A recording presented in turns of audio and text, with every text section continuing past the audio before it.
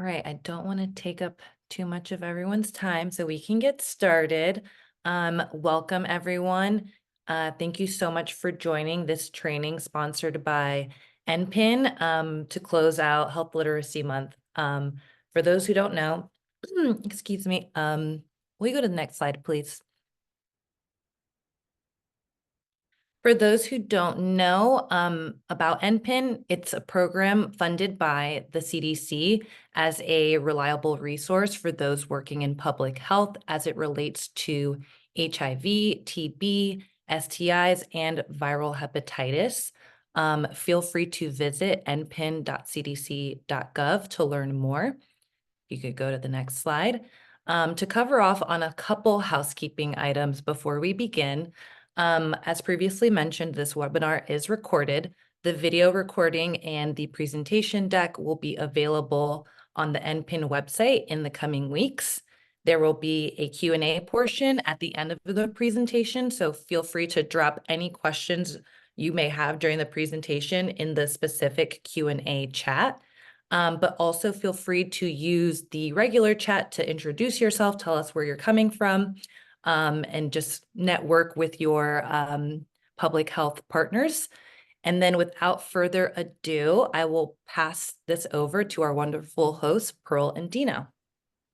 Hi there, my name is Pearl Owen. I'm the Managing Strategy Director at Census. Good morning, good afternoon. My name is Dino Hainline, Senior Strategist at Census. Before we go in today, I just want to start out with the goals. We want to understand the real world implications of not considering health literacy as you prepare your communications. We also are going to look at who's affected by having limited health literacy. We want to understand the relationship between literacy and health literacy. What is that common nexus? Dive into some best practices when thinking about health literacy. And then lastly, learn about the resources that are available to all of us to help really create these materials using these best practices. Next slide, please. And who's this course for? It's actually geared for everyone. We know that some people will have less experience, some people will have more experience, and it's really going to be geared for people that are writing brochures, fact sheets, landing pages, advertisements. And because, we know that there's going to be a broad spectrum here, we hope that for people that have deep experience, it's a refresher, reminder of what they need to consider with health literacy. And for people with less experience, this becomes a good foundation as we approach more understanding.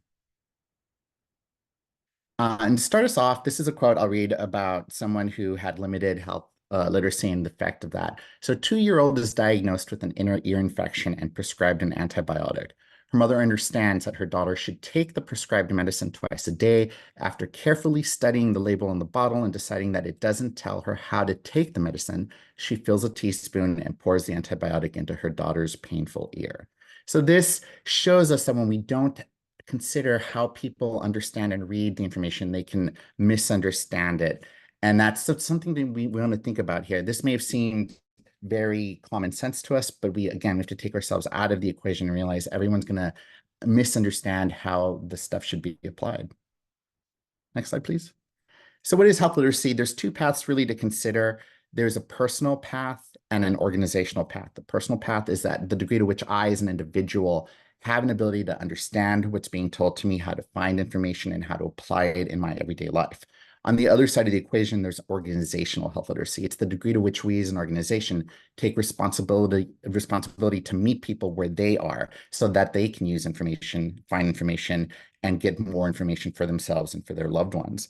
And so overall, and we'll go through it later, Pearl will take us through it, an important tool as we go through this is to really think about the concept of plain language. Plain language makes it really easy for us all to understand and use health information. It's a familiar idea, but a lot of organizations don't use it as often as they should. So who does this affect? Health literacy affects everyone. People who can read well, who are really comfortable using numbers, can still face issues when it comes to health literacy. Anything can really affect that. They may not be familiar with medical terms or how bodies in general work. They may misinterpret statistics and they don't understand the effect that that has when they're evaluating a risk or benefit. They may have just been diagnosed with a serious illness, and the emotional reaction to that means that they're going to be scared, they're going to be confused, and that may impede their ability to understand instructions. And they may have health conditions that require a complicated self-care operation that they may just not understand. And at the end of the day, like, we just have to realize a lot of this information may be really technical, and we really have to understand that not everyone's going to understand it all at the same time. Next slide. And so this really is kind of a silent epidemic. It really, if we look at it, half of, almost 9 in 10 people are not proficient in health literacy. So really, a lot of people are infected, and all sectors of health, from public health to health code delivery to policy, really are involved, have a stake in play when it comes to improving health literacy from an organizational perspective, and that can help with the personal perspective. Who does it affect more than others? We'll look at some people here. So if we cut it by age, this is a 2024 study, we see that the older an individual gets, the more likely they are to have below basic literacy, health literacy. But even if we look at like younger people, they're still 12%. That is a significant part of the population that has below basic health literacy. So it's across the board. We have to think about it, but as we talk to older people or people that are a little bit more advanced in age, we have to understand that they just, as a rule, have less health literacy. It also tends to affect multicultural populations more. And as we see from this chart here, Hispanic adults at 41% overwhelmingly have just lower levels of literacy. It could be cultural, it can be linguistic or language related. There's all kinds of factors at play here. But in general, we can see that Native American, Native Alaskan, American Indian, Asian adults, Hispanic adults, Black adults all have higher propensities for lower health literacy that we just need to think about as we talk to these populations.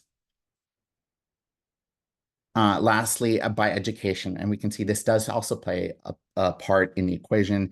People with less than high school, 53% here, have below basic health literacy. But even with people that have a bachelor's degree or higher, they still, that chunk there in the purple and the fuchsia still shows us that they also struggle with health literacy overall. So another thing, as we look at people and as we talk about them, we just have to realize that people's education does affect their health literacy. We have a video here we would like to show that just from Health and Human Services that really just talks about health literacy as a whole.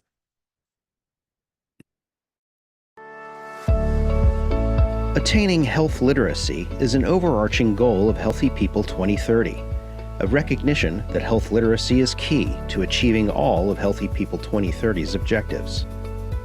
Health literacy is about people being able to find, understand, and use health information and services. Health information is often difficult to understand. Our health system is complex. However, we can make it easier.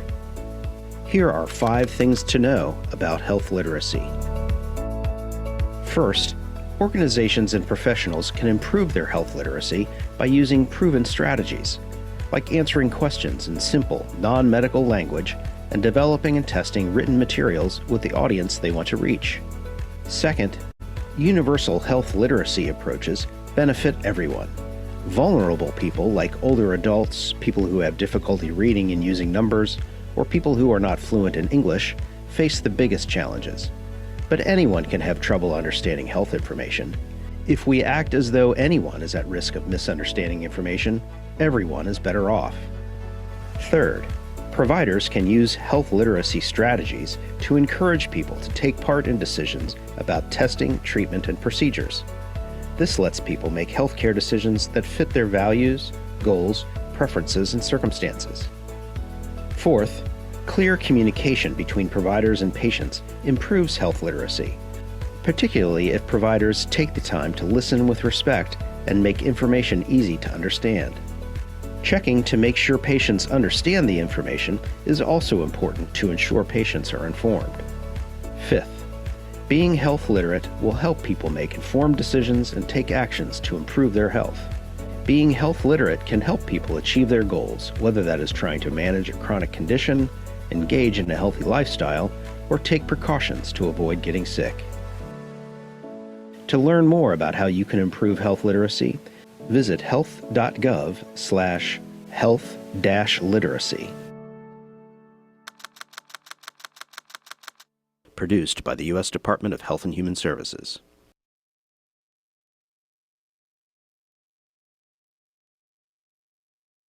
Thank you. That's a great video that just summarizes the overall reasons why we have to take health literacy into account. And in terms of like the impact that health literacy can have on a population, we took here as an example seniors. When you improve health literacy, it has a real impact on both their health outcomes, but it also has an impact on the budgets and stuff. So if we look here, seniors in counties with the highest health literacy levels do experience better health outcomes. They have 31% more flu shots. That gives us 26% fewer avoidable hospitalizations, 9% fewer readmissions, 18% fewer emergency department visits, and 13% lower costs per beneficiary. Their health improves, those health outcomes improve when we improve health literacy. And there is a monetary effect to that too. If we go to the next slide, what we can see over here, like if you see the second and third row here, hospital visits, because of these fewer hospital visits, we see almost $1 million we see almost 1 million less visits, and that gives us savings of $25.4 billion for Medicare programs. So we can see there are real impacts on those on the health outcomes and on government savings. And so, if we ask the question, what is the relationship between health literacy and literacy in general? Are they the same problem? When we parse it out, they're related. They're not the same, but there is a correlation here.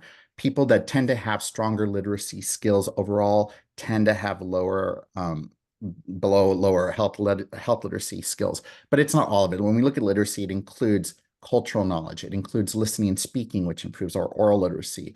Our print literacy is writing and reading, and then numeracy, which is the ability to understand and work with numbers. So all of these play a part in overall health literacy, and there is a relationship, but they are not necessarily the same. Someone can work with numbers, someone can read exceptionally well and understand what they're reading, and yet still have a problem with health literacy. If we go to the next slide. It also leads to increased frustration. So we have two figures here, which are daunting to look at, but it shows the issue and it brings it really to light.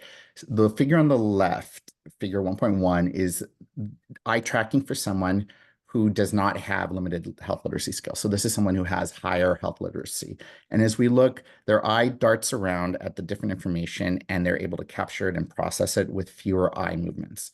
On the right, figure 1.2, this is someone who has limited health literacy skills. And as you can see, their eyes are darting all over the place multiple times because they're trying to actively understand what they're reading.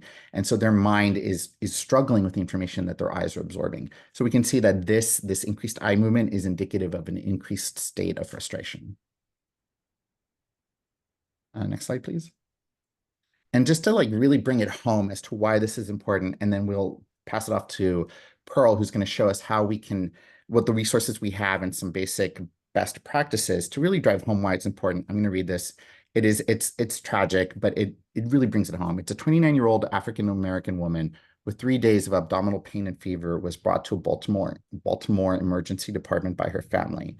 After a brief evaluation, she was told that she would need an exploratory laparotomy. She subsequently became agitated and demanded to have her family take her home. When approached by staff, she yelled, "I came here in pain, and all you want to do is an exploratory on me. You will not make me a guinea pig." She refused to consent to any procedures and later died of appendicitis. This is a procedure that is easy. It is not, people, should not in this day and age die of appendicitis because of this type of misunderstanding. She took the word exploratory, and again, because of limited health literacy, because of some cultural connections between the African-American community and some sort of bad medical practices from the past, she refused treatment and unfortunately passed away, and this should not be happening today. And when we take health literacy into consideration, this is the type of situation we exactly want to prevent. So with that, how we can think about health literacy, I will pass it over to Pearl, who will take us over some best practices. Yeah, so we wanted to spend some time just grounding ourselves in some of the foundational resources available to us, as well as highlight some tools and some guides that will help guide you as you create materials in your day-to-day work. So if you click to the next slide, before we dive in, we wanted to talk for a moment about the trees as we're using this visual device today to just kind of organize our presentation. because each one of these disciplines has their foundational trunk that are those foundational documents that give rise to the area of study, capture the years of research that have guided some of these publications. And as we go out further into what we're calling the branches and the tools and guides available, you'll see that these disciplines often interconnect. So today we're talking about health literacy, the tree in the middle. But as we already saw in just Dino's presentation, that there is an interconnection between understanding your audience and your target's lives for the purposes of health literacy. And also in asking those questions, you're going to start probing, do I understand my audience from their cultural perspective as well? And it begins to get into another area of study and another really important conversation, which is cultural competency. Similarly, if we're starting to create our document and design our paragraphs, and again, that visual representation of our material, we start to touch another area of discipline, which is accessibility. And is our document easy to navigate, and is it accessible for all levels of abilities? And so we just wanted to recognize that these disciplines are distinct but interconnected. For purposes of today, we're focusing on health literacy, but we realize that it's important to have an understanding of all these best practices. So if you click to the next slide, we're going to walk through for the remainder of this course, what we're calling the health literacy kind of overview from the visual of a tree. We're going to talk about the foundational documents that form the base of this area of discipline. Then we're going to talk about creating your communication. What are some tools, some frameworks that I can use as I sit down to write and create my piece of communication that will be informative here. And then if you look on the right side, we're going to talk about reviewing and editing and possibly testing your communication once you've written something. So if you click to the next slide, we're going to start with these foundational documents. The first of these is the National Action Plan to Improve Health Literacy. It was written in 2010 and published in 2010, and really was a culmination of decades of research around the issues of health literacy. This is a wonderful document to go back and revisit in full, to be honest. It is really captures the vision for restructuring the ways we create and disseminate all types of health information. From just a practitioner's perspective, though, it is really powerful to be reminded in this document that many health decisions are being made outside of the guided conversation between a doctor and a patient.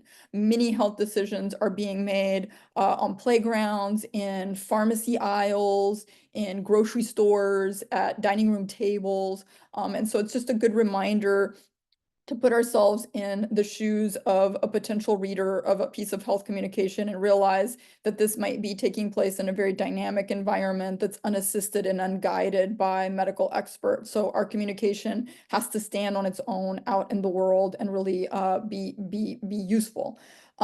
This document is also a great reminder that that limited health literacy is not an individual problem. It is a society-wide problem, and it should be addressed by making sure that health information meets the needs of public health, and it sets out the visions and goals that we're all going to be talking about for the rest of this course. So this is just a foundational document that's great to revisit in full, and we have a link to it here in our presentation.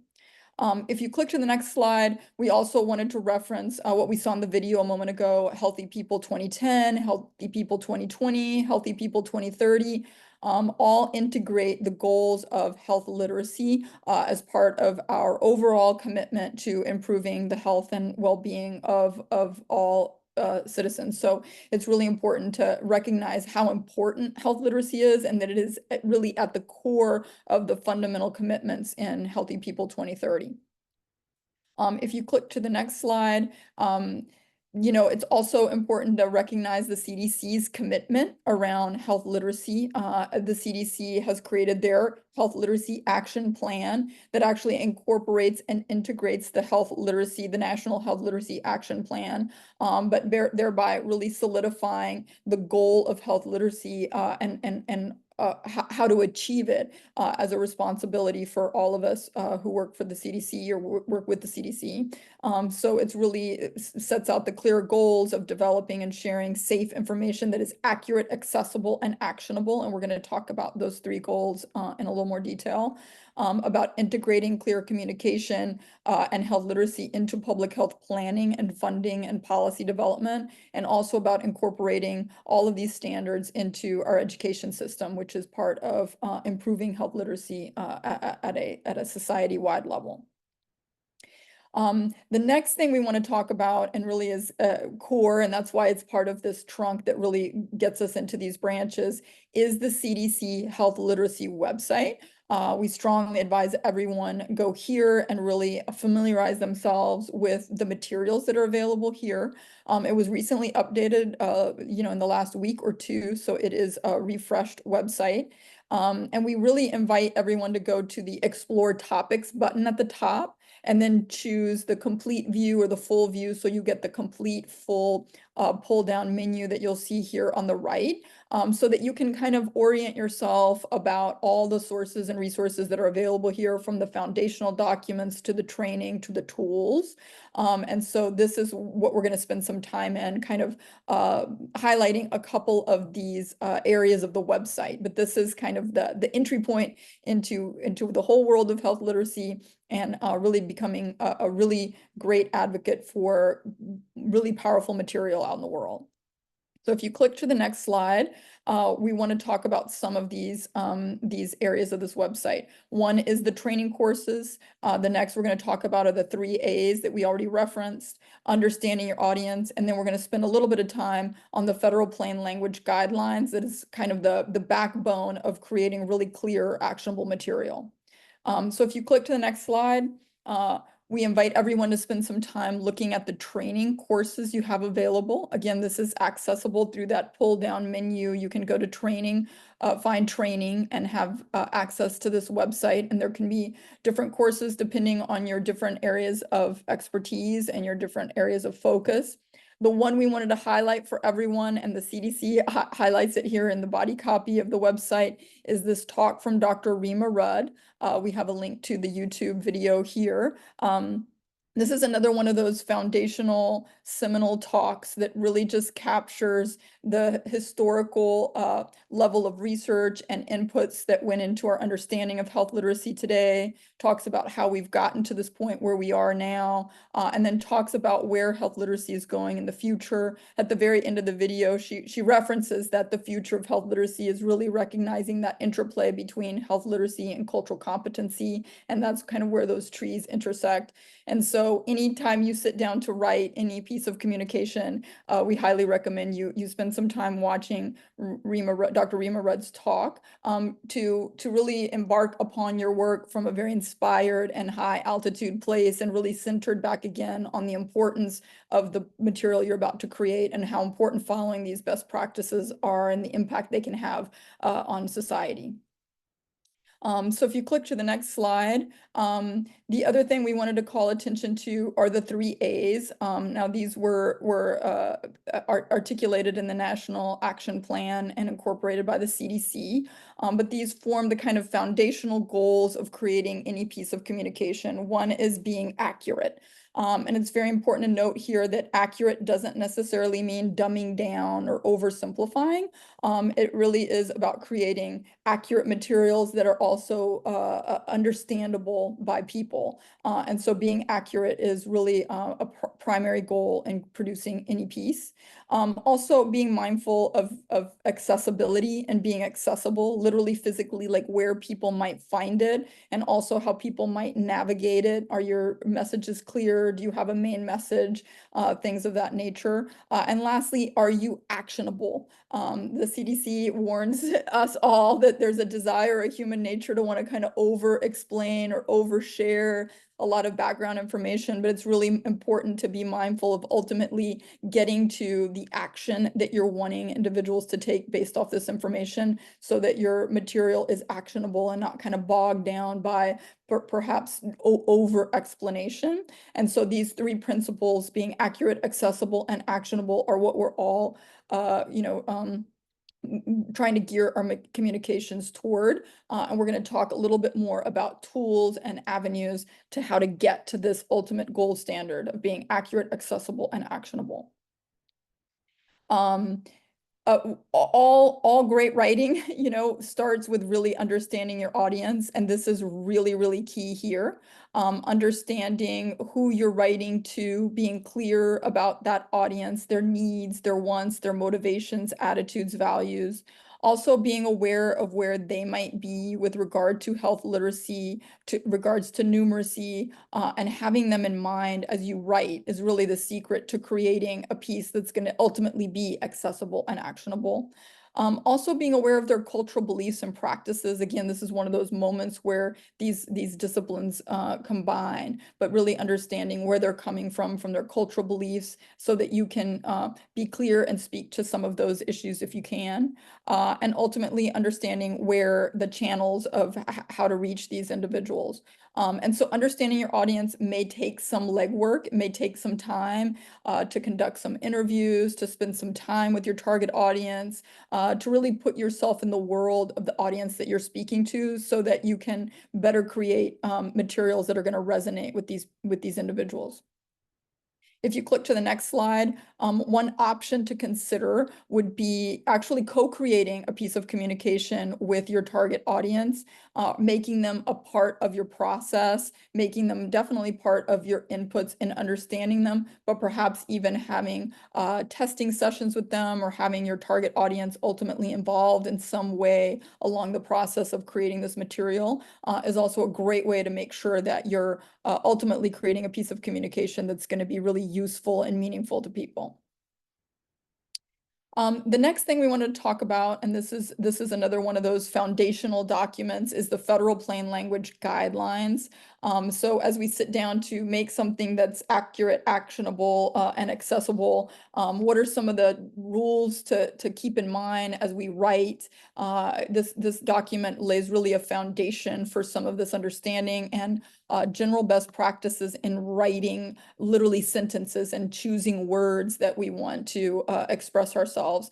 So if you click to the next slide, we've just kind of summarized the basic modules within this document. We again invite everyone to go back to that original document. This is one of those moments where it's good to spend some time just going back to the source materials. But this document goes over the importance of knowing your audience that we just talked about really thinking about them as you write, and also to write to only one audience at a time, which is a good reminder. We may be thinking about multiple different people when we're writing, but it's important to know and keep in mind one audience at a time, so that again, you can be as targeted in your communication as possible. This document also goes through some general guidelines about how to organize your material, keeping sections short, you know, organizing things for your reader. Again, when you see that eye gaze tracking that Dino shared, it's just a reminder of how much all of us are really navigating not linearly from left to right only. We are absorbing material in all kinds of different directions. And so having a clean, really crisp piece of communication is important to make that navigation as seamless as possible. The plain language document goes through a lot of really great foundational guidelines on word choice, going into the importance of active verbs, about how important it is to choose the simplest version of a word. Just say use, don't say utilize, you know, let's just keep things simple and clear. The importance of staying away from abbreviations and jargons and things of that nature that can bog down our writing. Or again, if I have to keep darting back and forth to unpack a word, it's just going to, you know, belabor some of my reading abilities. And then there's structure, the importance of having short sentences, really inviting us to remember that lists are really useful, illustrations wherever possible. You know, how can we make the material as digestible for the eye as possible? There's great reminders in this document. And finally, the document goes through several testing methodologies that you can consider: paraphrase testing, usability testing, controlled comparative studies, A/B testing, and it recommends that you test early and often. You know, get inputs early on in your writing process, continue to improve and refine your material as you go. Now, that plain language document exists as a document, but there is also this incredible website, Plainlanguage.gov, that basically takes that document and turns it into a really useful, enriched online experience so that you can go through some of those sections of that document with examples in a much more interactive way. So Plainlanguage.gov references the federal plain language guidelines. If you see on the bottom left corner there, you can download the full document that we were just discussing. But the website itself takes you through all those sections, kind of chunk by chunk. And it's a really great way to work through some of the plain language guidelines in this more interactive context. There were a couple of things about this website we wanted to highlight here. One is if you click to the next slide, one of the real valuable assets of this website are all the examples of what a piece of writing looked like before and what it looks like after, once you really spend time applying the plain language principles. And this website is just replete with examples on all the different sections of the website. And spending time with the examples is really, really, really powerful. For one, I think it just continues to identify places where we kind of habitually go to complexity. And so it just keeps it fresh, top of mind for us.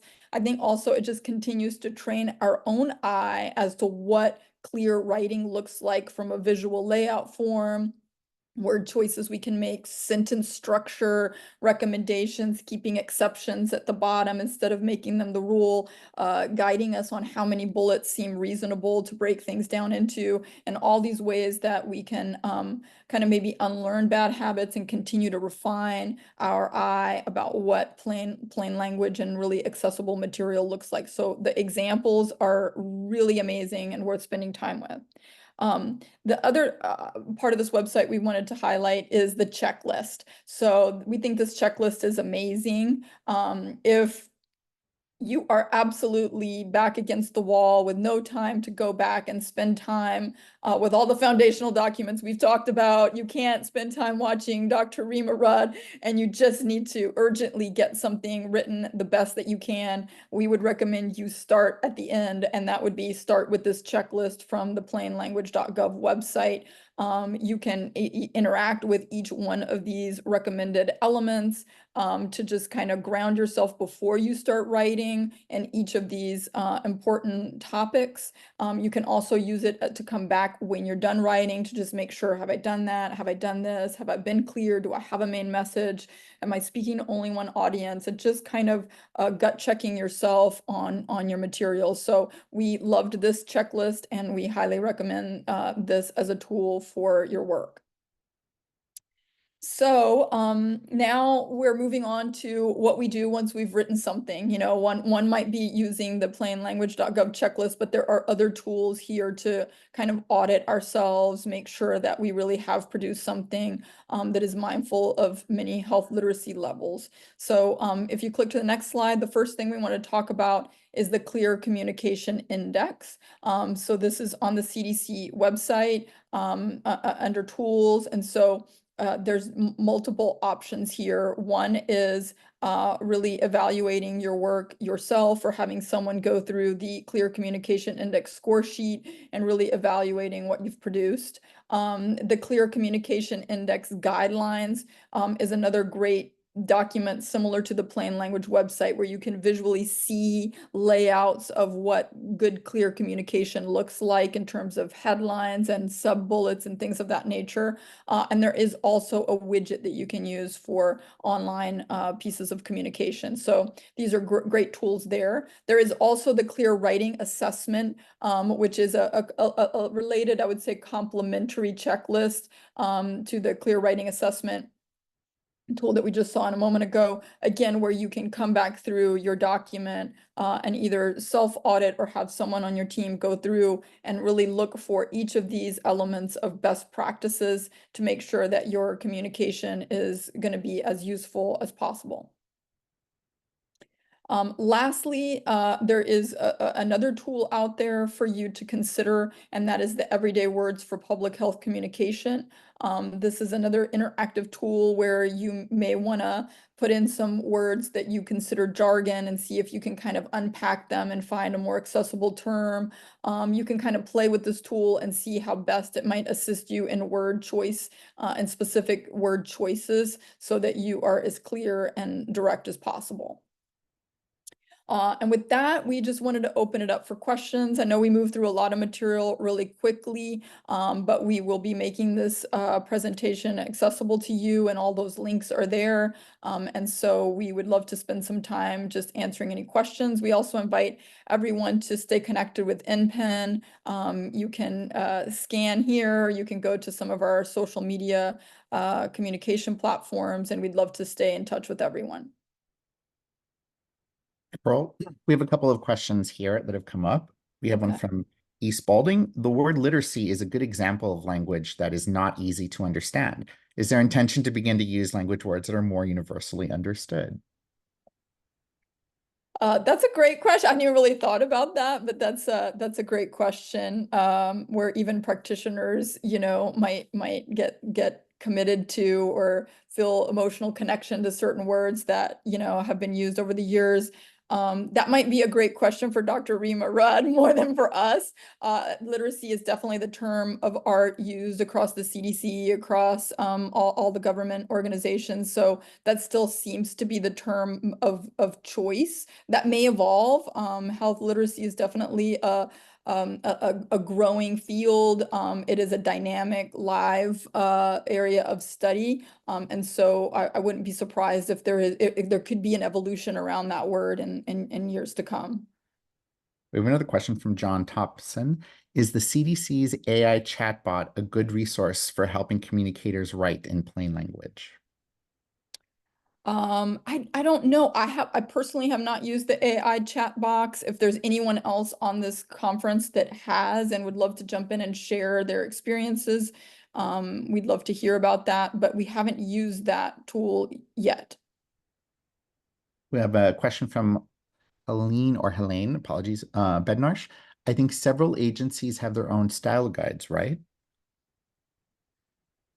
This is a great question, and it's one of the reasons we created the trees, because as you start to kind of want to wrap your arms around health literacy and get to a finite piece of material for a course like this, you realize how interconnected these topics are with all kinds of other disciplines and areas of study.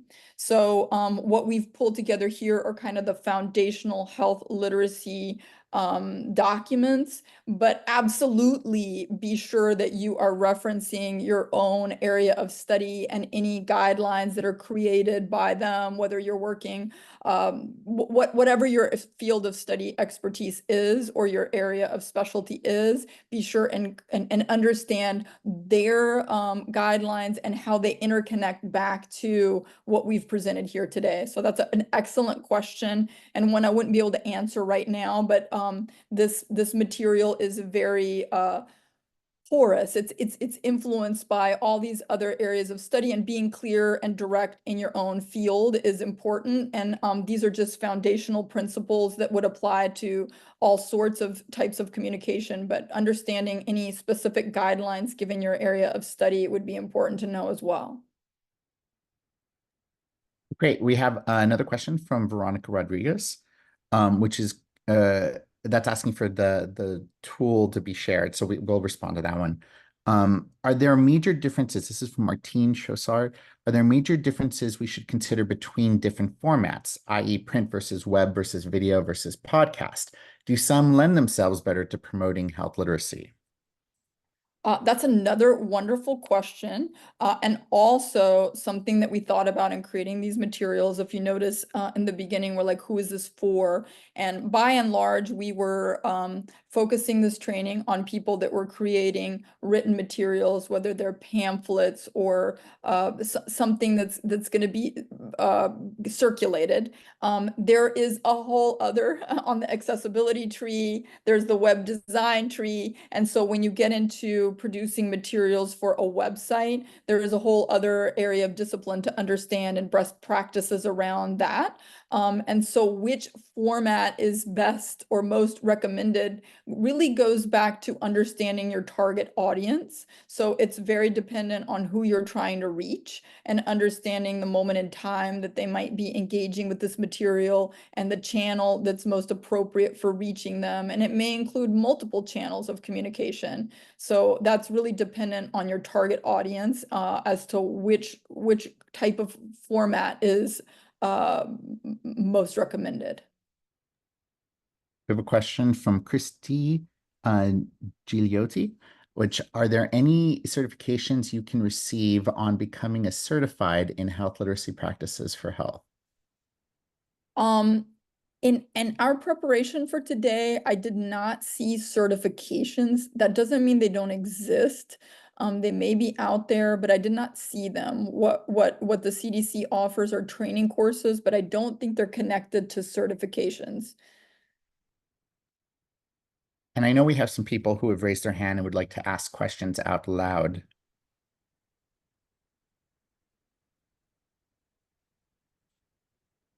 Hi, can you hear me? Yes. Hi, Jennifer. This is Jennifer Harris. I was just going to provide a response for the CDC AI chatbot question. Great. And I'm in the Division of Communication Sciences and Services at CDC. And we have done some very high level testing with asking AI chatbots to produce plain language responses or messages.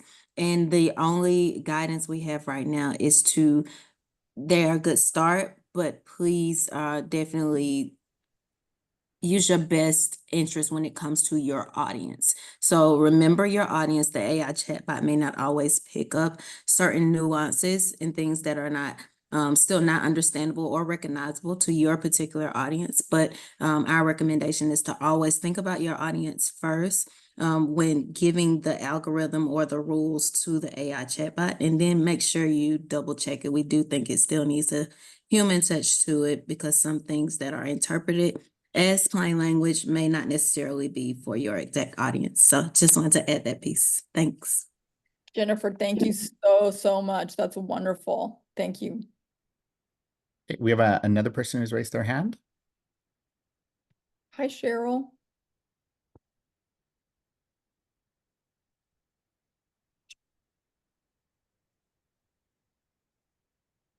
Sorry about that. That was an error. Well, we're happy you're here anyway, Cheryl. Thank you. We have someone, it's Elaine. Hi, everyone. Thank you. I've been following you, your news since I think previous names, and this has been very useful. I think what's really important, and I'm the one who mentioned the style guide, is our use of isms. One of the webinars that I did recently through the New England AIDS Education and Training Center was on ageism. And it really focused on terminology to use, not use, history associated with certain phrases and actions. So while I think the CDC one is terrific, and we've used that and used it a lot in infection control and other things that are hard to understand, it's also important, like you say, audience and subset within audience. So if you go to neaetc.org, you'll find several on ageism. Thank you for that. That is a great reminder that no one guideline or protocol is going to be able to possibly encompass all the different variations and areas of practice. And so and I think you are right, you know, thinking about coming updates to our understanding and guidelines. I think words to avoid or words that we don't no longer want to reference could be a whole other area of health literacy that could come in the future too.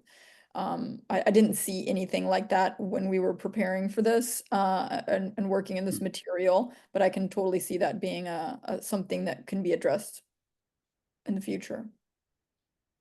We have a question in the general chat from Valentina Santoyo Angulo, which reads, since many Hispanic Latinos have a Spanish background, do you have a special recommendation for this population if I want to communicate in Spanish and English?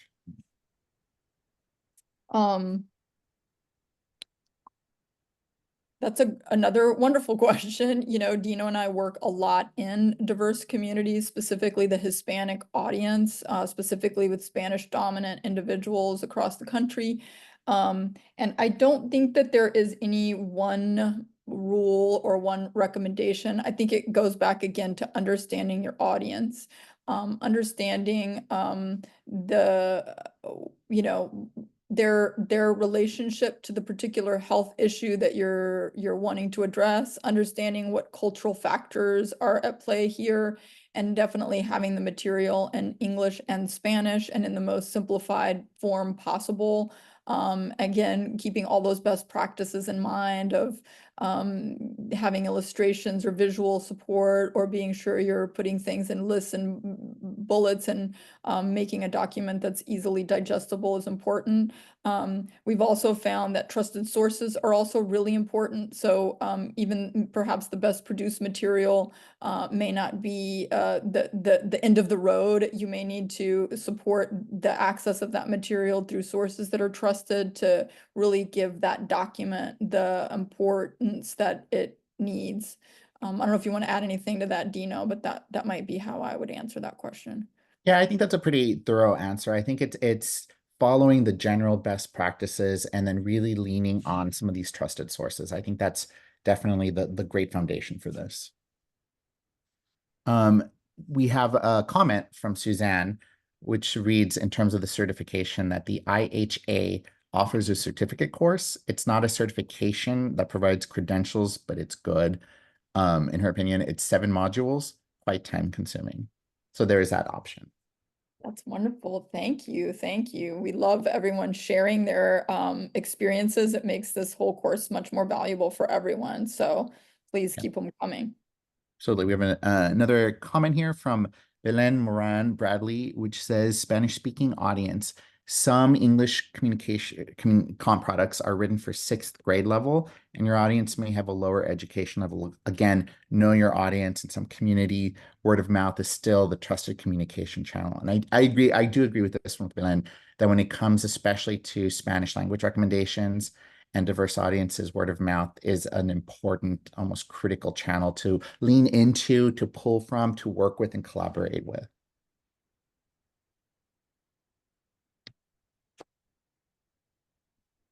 With that, there don't seem to be any more comments or questions. Great. Well, we appreciate everybody taking their time for this course. We appreciate all the hard work everyone does out there every day to make health communication really accessible for everyone. And thank you so much for joining.